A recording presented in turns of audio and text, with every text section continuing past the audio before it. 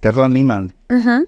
has escrito Tener la carne, una novela donde una mujer manda mensajes a un juez reconociendo que ha matado a su novio y que lo pasea por toda Almería, no toda la costa de Almería. Sin lugar a dudas es una novela muy original y aunque sea una pregunta manida o muy lógica y muy repetitiva que se suele hacer, es imposible no preguntarte de dónde sale esta historia, cómo surge, qué te hace plantear esta trama o cuál es el detonante, ¿no?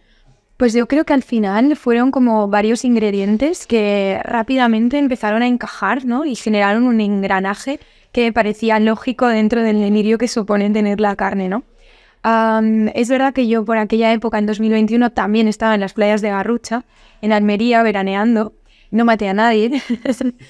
Y pues ocurre que empiezo a escribir una obra de teatro en la que me interesa trabajar tanto las relaciones materno-filiales como las relaciones de poder que se establecen en las relaciones heterosexuales, ¿no? Entonces, de pronto, esos dos ingredientes me llevan a pensar en un muerto, en un cadáver, y poco a poco, pues el ambiente de Almería también ayuda, esa especie de calor, de playa que no termina de estar del todo habitada por turistas, ¿no? Es un sitio un poco desamparado en ese sentido porque no hay demasiada gente. Entonces, todos estos elementos poco a poco fueron conformando Tener la carne, ¿no? Un título bastante enigmático y sin develar nada. ¿Qué nos puedes contar de Tener la carne. Tener la carne, ¿no? Pues sí puedo decir que hay una madre y una hija y juntas empiezan pues a organizar un crimen o un asesinato para tratar de hacer justicia de alguna manera. Para ellas es una justicia lógica, concienzuda y están totalmente convencidas y seguras de que esto que están haciendo es justo para, pues como decíamos, hacer justicia o validar su estirpe. Porque ellas están atravesadas por múltiples infidelidades de los hombres de su vida. Entonces piensan que la mejor manera de terminar con esa infidelidad es matando al último hombre que se ha relacionado con ellas, ¿no? Que en este caso es Bruno, el novio de C, la protagonista. Y como no saben muy bien qué hacer con el cadáver, pues empiezan a pasearlo por las playas de Garrucha con una silla de ruedas y tratan de confesar todo este crimen y esta declaración a un juez que encuentran en las páginas amarillas. O sea que todo esto de alguna manera va conformando ese universo delirante de Tener la carne. Tenemos una protagonista muy definida que es C, que, como tú nos has comentado, pero la madre es un personaje que en algunos momentos yo pensaba que era un personaje tapado, ¿no? Y porque tiene casi igual de importancia que la propia protagonista, ¿no? Claro, es que al final la madre y la hija están absolutamente confundidas entre sí. No parece que estén emancipadas la una de la otra, sino hay una sensación constante de que forman parte del mismo cuerpo casi, o sea que físicamente están casi pegadas, ¿no? Como si ese cordón umbilical que las uniera nunca se hubiese terminado de cortar. Entonces esto hace que haya una confusión, ya no solo desde el punto de vista físico, sino una confusión en sus pensamientos, en sus duelos, en sus tristezas, en sus alegrías, como si realmente una estuviera atravesada por el hilo de pensamiento de la otra, ¿no? Y al final, pues eso resulta hostil para ellas y por eso se genera una relación también algo tóxica, que se ha usado mucho este adjetivo, yo preferiría decir pues hostil o violenta o incómoda, ¿no? Hablaba antes de la originalidad que veo en tu novela, en tu obra. ¿Tú buscabas esa originalidad? Pues yo creo que más que originalidad, fíjate que yo no creo que haya tanta. Creo que son varios elementos que he ido recopilando de lecturas que siempre me han apasionado o que me han resultado muy excitantes o estimulantes, y en esa especie de coctelera fue generándose y germinando esta historia, ¿no? Yo creo que tal vez la originalidad se pueda percibir en el hecho de que parezca que es un personaje que está totalmente convencido de que lo que ha hecho es correcto y de pronto, pues como lector te resulta que te desencaja, ¿no? Y te descuadra cuando realmente pues nuestra relación social o nuestra imagen pública nos impide pensar esas cosas, cuando yo creo que todos y todas tenemos pensamientos tremendamente perversos todo el rato. Lo que pasa es que luego no los verbalizamos o los descartamos rápidamente, ¿no? Entonces, bueno, si pudiéramos hablar de originalidad, a lo mejor ese punto se puede encontrar en este elemento, ¿no? Yo te digo original porque para mí, si hacemos una composición visual, con cada vuelta de tuerca que le das para confeccionar el engranaje, creo que con cada vuelta añades algo especial que lo hace divertido, bonito, dramático. Entonces porque no es una novela al uso tampoco. Claro, yo creo que esto se da precisamente por eso, porque como es un devenir de pensamientos o un torrente de ideas y de pensamientos y que a veces resultan hasta demenciales, pues esto le permite a la protagonista ir como moviéndose de un lado al otro, como que no termina de haber categorías, está todo confundido, intrincado e interrelacionado, y por esto genera esa sensación que tú decías de que sientes asco, alegría, miedo, tristeza, te ríes, o sea, todas estas cosas a la vez, en un mismo momento, ¿no? Y creo que es justamente el secreto está en nuestra mente, aunque esto es muy Happy Flower y muy Mr. Wonderful, pero realmente creo que nuestras cabezas están tremendamente agujereadas y tremendamente rotas, en el sentido de que los pensamientos nunca están hilados entre sí, ¿no? Y nos sorprendería sencillamente radiografiar nuestra mente y veríamos que es que pasa esto mismo, ¿no? Que hay risa y alegría y tristeza a la vez. Por eso te digo, entiendo que una de las características de la novela es el humor que hay en ella. ¿El drama necesita del humor en este caso, en esta historia tuya? En esta historia sí, porque no me interesaba contar una historia de melodrama o caer en una especie de dramatismo. A mí lo que me interesaba justamente es poder señalar asuntos que forman parte de la cotidianidad, como tiene que ver el duelo, como tiene que ver pues la tristeza o la sensación de ausencia permanente. Trabajar esto, pero desde el extrañamiento. Y creo que el humor permite justo esta sensación de extrañeza, de desnaturalizar.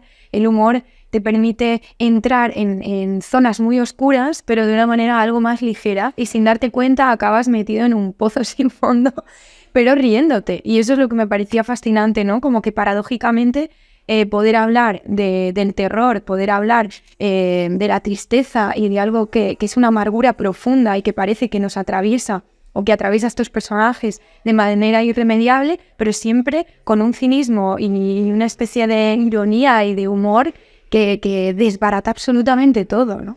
Yo te lo reconozco, a mí me llegó el libro, me puse a leerlo en los primeros capítulos y luego ya sí, no te conocía, sí leí sobre ti y en ese momento has escrito poesía, has escrito teatro, has actuado, entonces dije... ahora sé por qué lo que leía me sorprendía, porque al principio me sorprendí y digo, bueno, ¿qué estoy leyendo, no? Sí. Y luego ya comprendí un poco, al menos eso es lo que yo pienso, ¿no? Porque en esta novela está muy influenciado todo lo que haces, ¿no?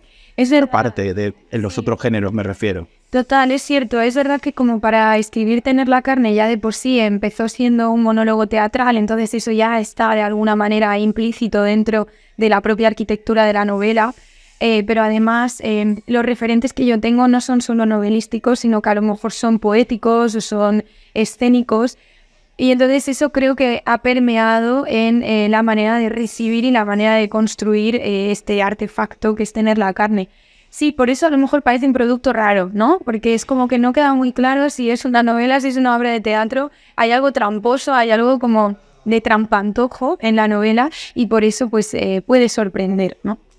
Hay temas peliagudos en la novela y yo quería preguntarte, tú cuando escribes una novela como esta, ¿tú lo ves también como una valla publicitaria, un púlpito, llámalo lo que tú quieras, para expresar lo que tú piensas o estos temas?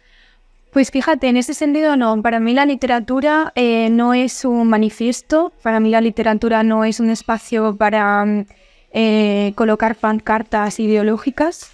De hecho, yo creo que es una novela que oscila tanto de un lugar al otro, que es hasta cierto punto creo que hay como una especie de controversia subterránea y eso no deja nunca claro ningún tipo de ideología clara en la novela, ¿no? Entonces, a mí lo que me interesa más es poder reflexionar o poder generar muchísimos interrogantes, poder empantanarnos en esa confusión de emociones, que creo que eso es lo que permite justo la literatura, como que presenta un abanico de posibilidades infinitas y poder de pronto radiografiarlas, ¿no? A mí me interesa más como esa especie de estado de la cuestión y entrar y profundizar y detallar sin ningún tipo de juicio, sin ningún tipo de moral, sin categorías de bueno, de malo, de correcto, incorrecto, moral, inmoral. No me interesa eso, sino más bien poder hacer, casi diría poder sublimar en dolor, poder sublimar y colocar en un espacio tremendamente literario asuntos de la cotidianidad o asuntos que pueden resultar muy dolorosos, ¿no? Has hablado de emociones y en esta novela se reúnen algunas de las emociones más bajas del sentimiento humano, ¿no? Como son los celos, la envidia, el despecho, la ira, ¿no? La venganza también. ¿Cómo ha sido descender a esos infiernos? Pues fíjate que creo que al final son infiernos que ocupan nuestros cuerpos a diario, ¿no? O si no es a diario, pues cada mes como mínimo. Son sentimientos que tenemos todos los seres humanos.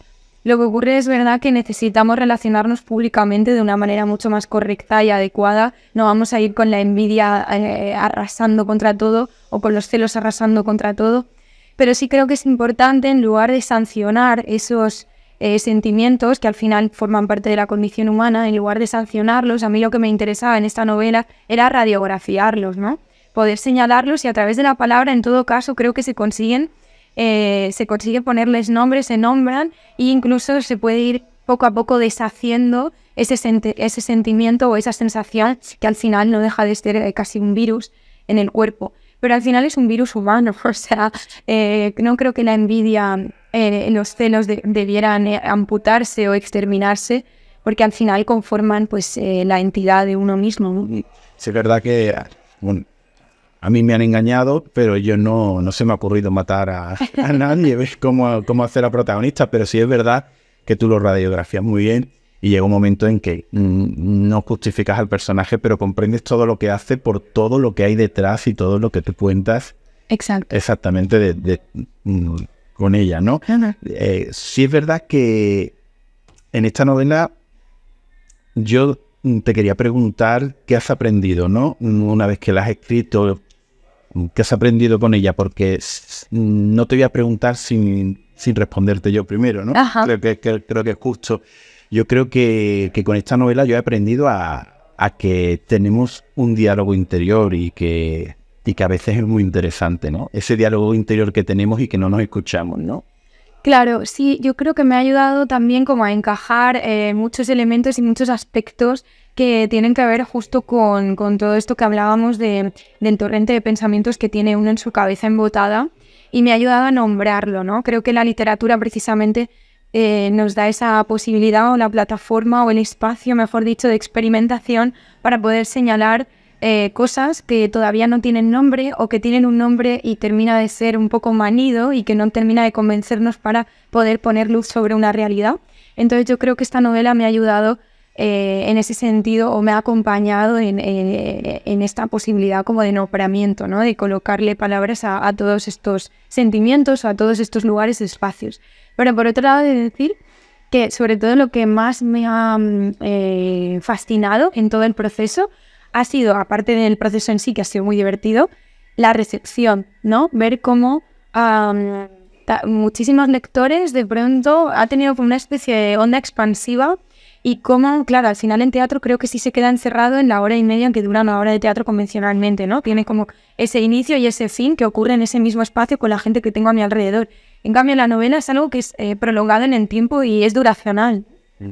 Hablas de esa respuesta de los lectores y del público, y yo quería preguntarte, porque leyendo la novela, a mí me ha recordado una película de 1989. Creo que sé cuál me vas a decir. Tú no habías nacido, entonces, pero sí es verdad que yo cuando la vi, pues, tuvo su huella en mí, ¿no? Yo me lo pasé genial con la película, por eso me he divertido tanto con salvando las distancias de que esto en el fondo también es un drama. Ajá, claro. Pero me he divertido mucho con la novela. Y recuerdo un momento en el cual los personajes persiguen al amante de su novio y para ello corren todas las mañanas, hasta que se dan empiezan a hacer footing, hasta que se dan cuenta que se van todos los días a correr y que van detrás de una persona que se han equivocado. Que no es ella, exacto, eso es. Entonces, ¿te lo han dicho que les recuerda a esa película?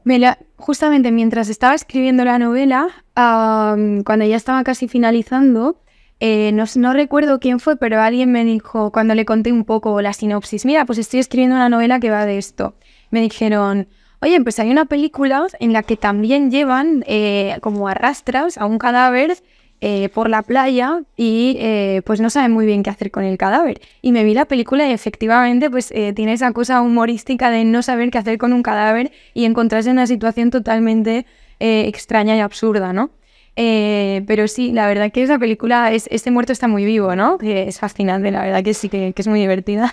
Hay una curiosidad, tu protagonista se llama C. No tiene nombre, ¿por qué? Pues me interesaba que no tuviera nombre porque en el momento en el que tú nombras, colocas pues ese sintagma nominal, ¿no? Ya estás de alguna manera determinando y separando a esa persona de ti. En el momento pensaba que si ponía una inicial, ese personaje se volvía más universal en ese sentido y era más fácil empatizar con él porque nunca sabes, es más misterioso, un poco más borroso, no sabes exactamente quién hay detrás, incluso podrías estar tú detrás de esa letra, detrás de ese nombre.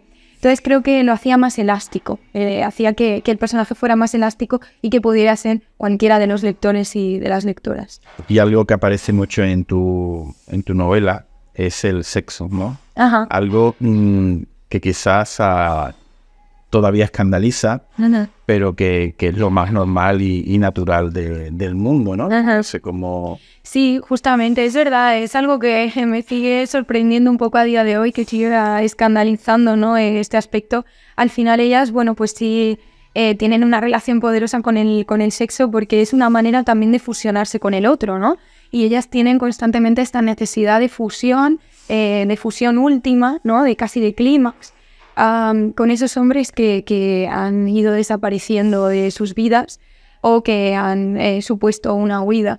Entonces casi llega a haber una fusión más bien entre ellas dos, ¿no? Una fusión un poco perversa y casi diría incestuosa, aunque no llega a haber nada de incesto como tal, pero simbólicamente hay una necesidad como de cubrir esos agujeros y de ir tejiendo ese cordón umbilical entre ellas dos, ¿no? Entonces esa experiencia de fusión ocurre sobre todo entre las dos. Yo creo que el sexo, sobre todo en la novela, es algo que yo vinculo pues a esa necesidad que tenemos como seres humanos de ser gregarios, ¿no? De estar siempre junto al otro. Yo soy con quien me relaciono al final, ¿no?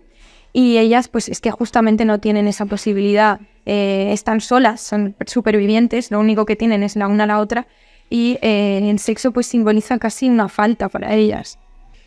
Para finalizar, Carla, se dice que es una novela estilo Almodóvar. Ajá. Entonces creo que es algo que te halaga, pero que te quita un poco de protagonismo a tu originalidad y a tu obra, ¿no? La que has creado. ¿Qué te parece? Está bien, esto yo creo que es un poco como lo de Joven Promesa, ¿no? Que también es algo que te halaga, pero a la vez como que te da una sensación de que está generando una expectativa o que hay algo en ciernes que no está terminando de cuajar o que ya cuajará en un futuro, cuando yo creo que todo es una promesa o todo es una obra en marcha, ¿no? En el caso de Almodóvar, bueno, es suculento, ¿no? De repente encontrarse con un libro y que ponga que es almodovariano, pues ya hay algo como muy atractivo y muy glamuroso incluso en encontrar eso. Y a mí pues me resulta, sobre todo, pues yo estoy muy agradecida que de pronto se hayan encontrado esos vínculos. No fue una influencia consciente, al menos. Sí que me gusta mucho Almodóvar y además viendo la portada me doy cuenta de que efectivamente esos colores contrastados, esos paisajes, luego los personajes de tener la carne pues son delirantes y creo que todo eso lo trabaja muy bien Almodóvar y para mí que se haya encontrado ese vínculo es pues me halaga, como decías. Pero bueno, al final creo que hay tantas influencias interrelacionadas en tener la carne que bueno, que Almodóvar, bueno, es un gusto y una bienvenida que esté ahí. Te lo decía antes, ¿no? Creo que si lees la novela y luego ves tu biografía, al final la novela es Carla por todo lo que hay detrás de Carla. Ujú. O al menos eso es lo que yo he intuido, ¿no?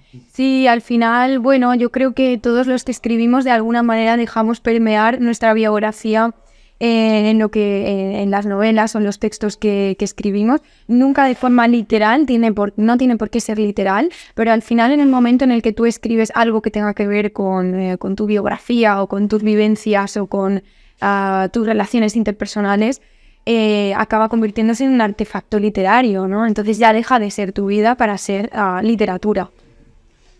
Pues Carla, muchísimas gracias Gracias a ti. y un placer. Muchas gracias. Qué bien. Qué bien, me gusta.